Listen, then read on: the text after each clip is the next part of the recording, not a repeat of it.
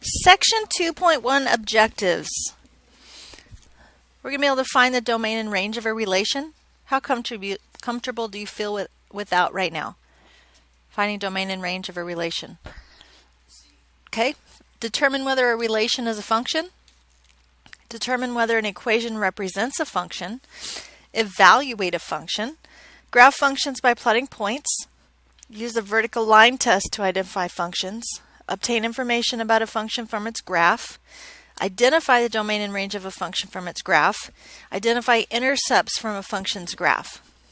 So 9 objectives seems a little, well, it seems like a lot. But if you think about these things, first of all, a ton of them are related, aren't they? And a ton of them you learned how to do in Algebra 1. Okay, so we're not going to have to go over a whole lot of stuff just to get through our topics for today. Okay, so first of all, finding a domain and range of a relation. Let's talk about this relation right here. Oh, I meant to write a 2.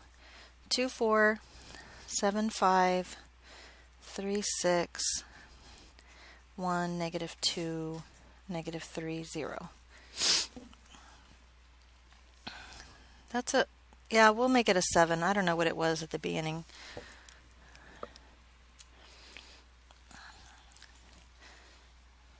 So I'm telling you this is a relation, so you know it's a relation, okay? How do we go about finding the domain of this relation?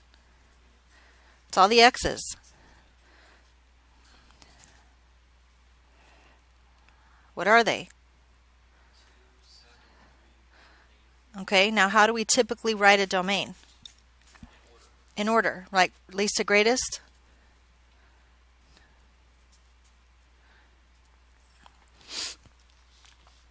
It's how we write a domain when we're just writing a domain from a relation. Okay? Or from, in this case, just a bunch of ordered pairs. Okay? What about the range? Same way, just the y's?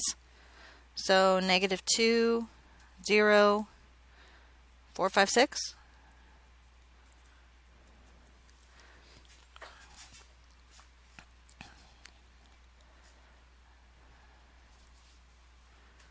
So can you find the domain and range of a relation?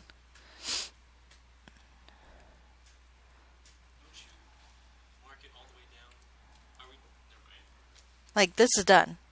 If I said find the domain and range of this relation, that's done. We don't have any more to do. Group of information. Now the next thing on our objective list is determine whether the relation is a function. Well, let's just take this relation that we're given right now. How do you tell if it's a function? If any x's repeat. Do any of these x's repeat? No, so this is a function.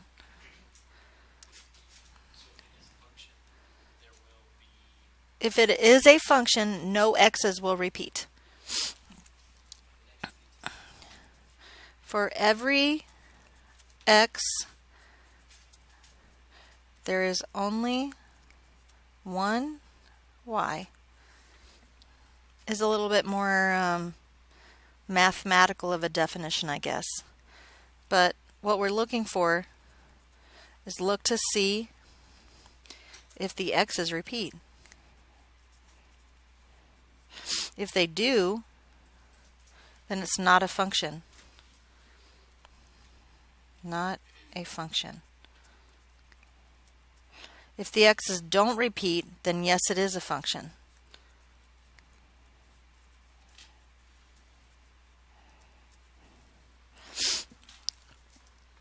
So I just gave you 2 examples. Excuse me, I just gave you 1 example and we just covered 2 of the objectives. Yeah. So this is for sure stuff you've already seen. None of this is new stuff. Okay?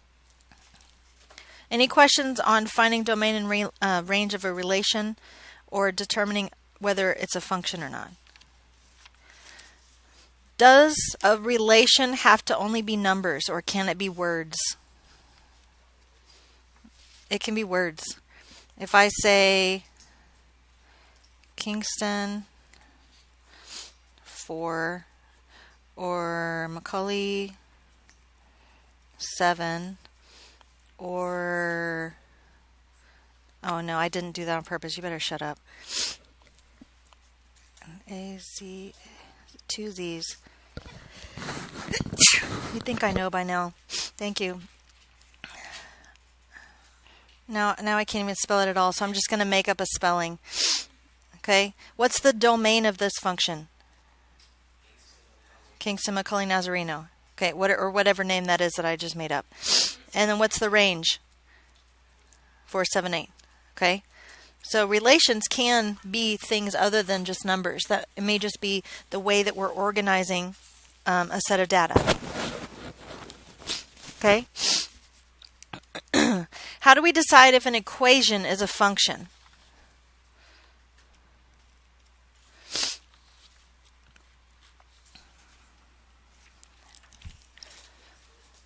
We could graph it, absolutely, okay? We could also just set it equal to y, right? If I took an equation like 2x plus 5 equals 5y equals 12, let's solve that for y. So subtract 2x on both sides. So 5y equals negative 2x plus 12.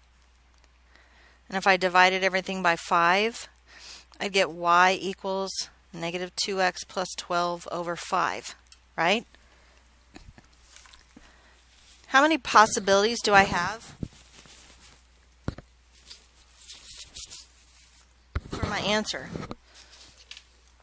If I put in an x value, how many y's am I going to get? Just one, right? So for every x, there is only one y.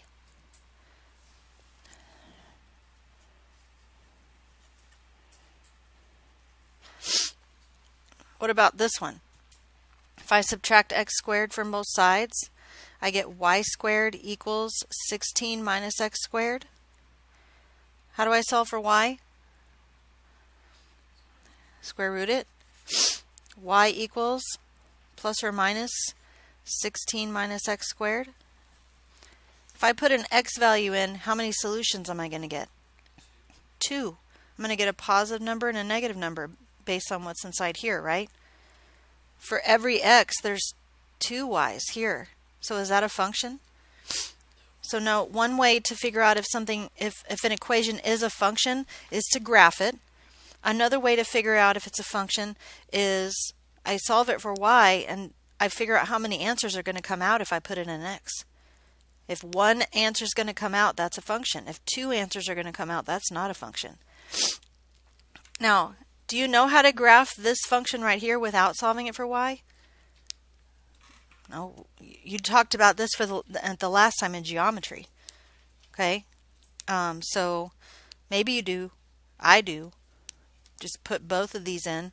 But if I'm having to put 2 different equations in, guess how many answers I'm going to get out? 2 different ones, right? Okay, did you have a question? Yes. Uh-huh. So, just because x is squared, that means there's another x, meaning that it's not a function. Correct. It's just 2x. Well, not necessarily. Y equals x squared is a parabola, and that's a function. It's the y being squared that's the problem. Okay? So, good observation. So, we found the domain and range of a relation. We've decided whether a relation is a function. And we've determined a way to figure out whether an equation represents a function, right? Can you evaluate a function? Gosh, I hope so. If I say f of x equals x squared plus 5, then find f of 2. Can you do that? What used to be here? X. So anywhere there's an x, what do we want? A 2. So 2 squared plus 5. So 9. Can you evaluate a function? Yeah? Okay. Now, in the textbook, it goes over function notation, and make sure you understand function notation. Do I need to talk about that with you guys at all? because I just used it and nobody flinched. F of x equals x squared plus 5. Substituted x. You good with that? Okay, good. Yeah, we don't even go that far right now. Yeah. Okay. What about if it says this? F of x plus 3. What used to be there? X. What's there now? X plus 3. So anywhere there's an x, I put an x plus 3. Now, depending on depending on what they're asking will depend on how far you go here. Okay? This is a perfectly acceptable answer. But if the directions say simplify completely, you have to. So we'd have to say x plus 3 times x plus 3 and distribute and get x squared plus, 3x, so 6x plus 9. And then we have this plus 5, so I'd get x squared plus 6x plus 14. Right? Does that make sense? What about this? F of negative x. Anywhere there's an x, I put a negative x. Negative x squared plus 5. Well, what is negative x squared? Isn't that just x squared? And negative x times negative x?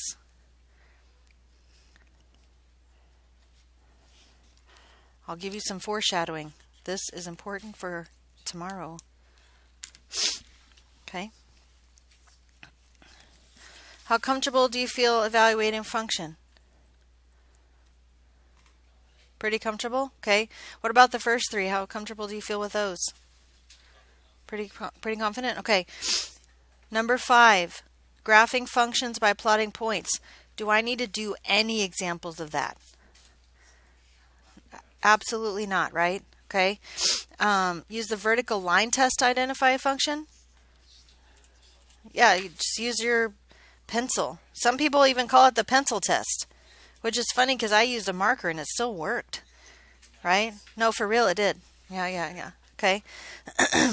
So vertical line test, you just take your vertical line, pencil, marker, whatever, and slide it across the graph. If it touches any more than one place, then it's not a function.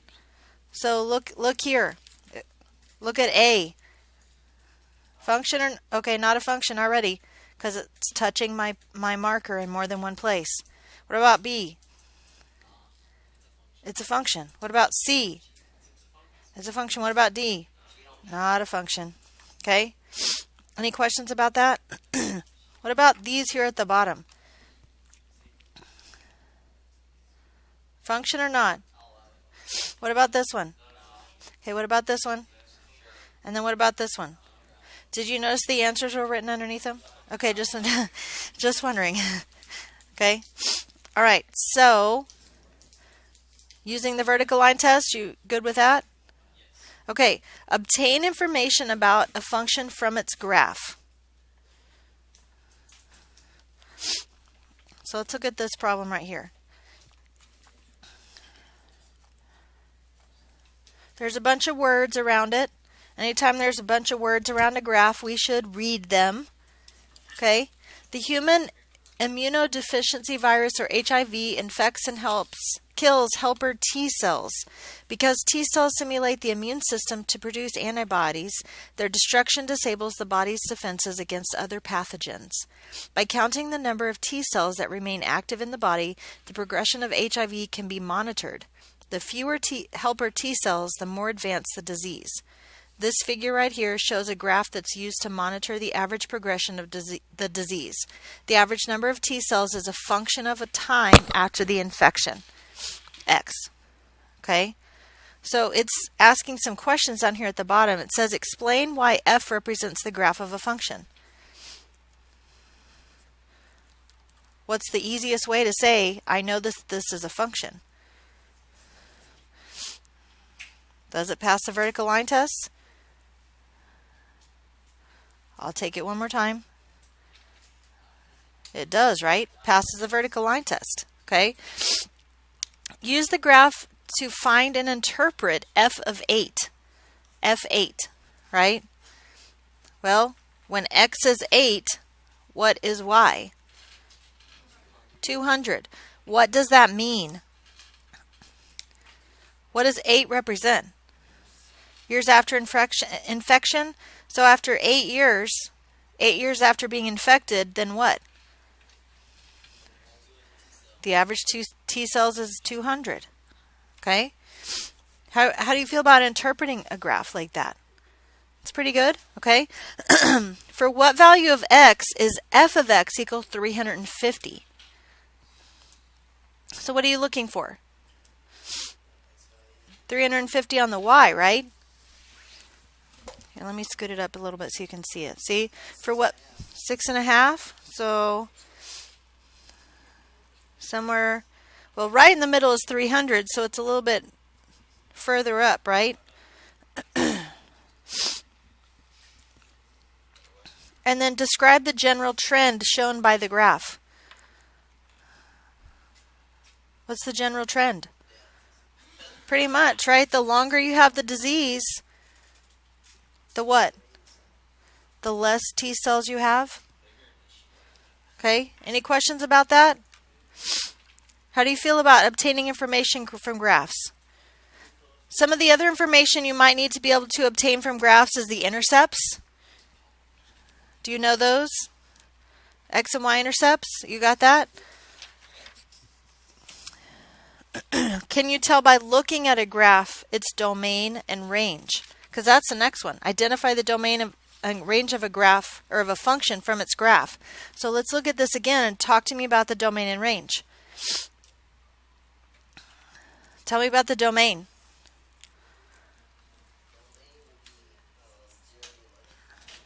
So the specific domain of the given graph is from 0 to 11, right?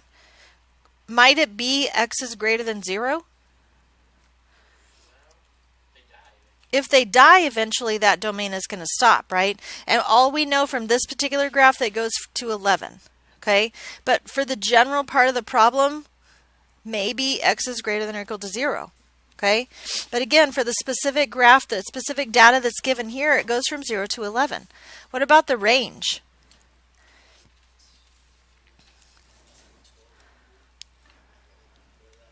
So less than 1200 to less than or a little bit greater than 0?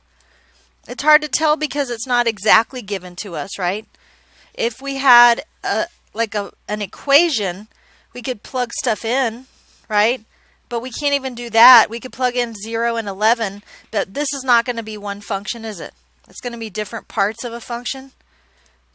Because, I mean, there's not a graph that I know that looks like this when you graph an equation. That's not saying there's not one, because I don't know all the graphs. But that is a way we could find the range if we're given the graph. Okay? What about finding intercepts from the function?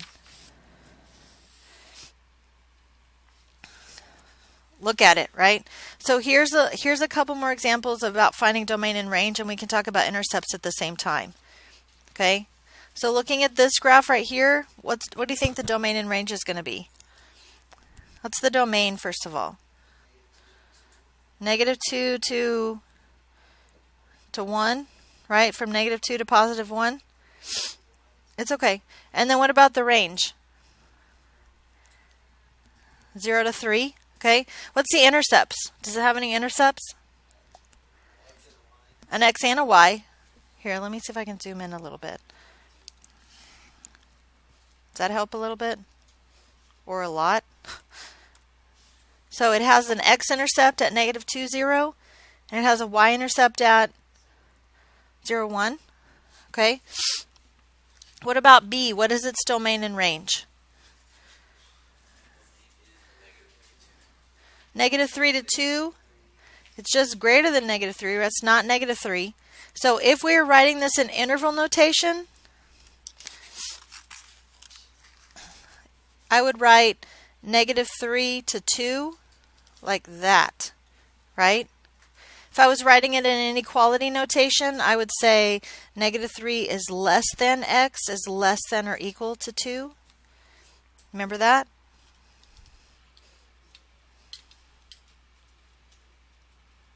Okay. What about intercepts? Well, it has one, but we don't know exactly where it is, right? I know it's between 1 and 2, and without any more information that we're given, we can't really specify any more than that, but we know for sure that it does have a y-intercept, don't we? Okay. What about letter C?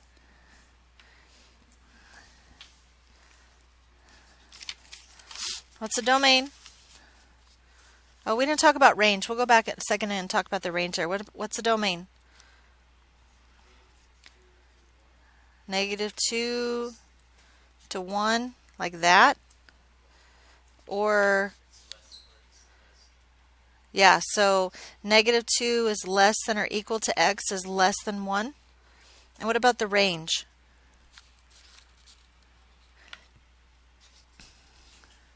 From 1 to 5? So 1 to 5, or 1 is less than or equal to x is less than or equal to 5. How come I don't have to do anything with that open circle on my range?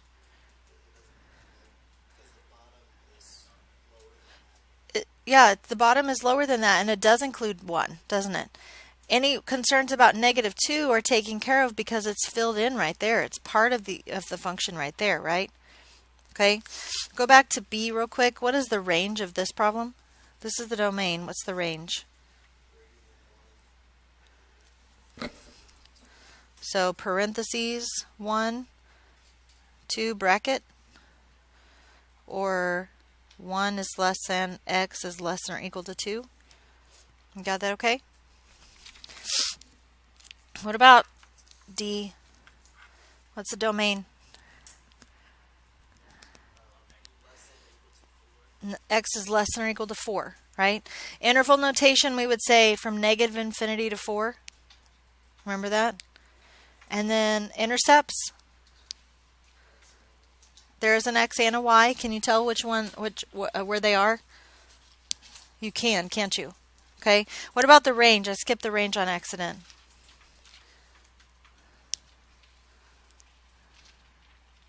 What's the lowest value that we have on this? 0. So it's everything greater than or equal to 0, isn't it? Okay. So how comfortable are you with finding domain and range from a graph and finding intercepts from a graph? Okay, those are all our objectives. What questions do you have? How am I doing today? I'm doing pretty good today. I wish my nose would stop running, but other than that, I'm fine. Thank you for asking. Okay. Any other questions?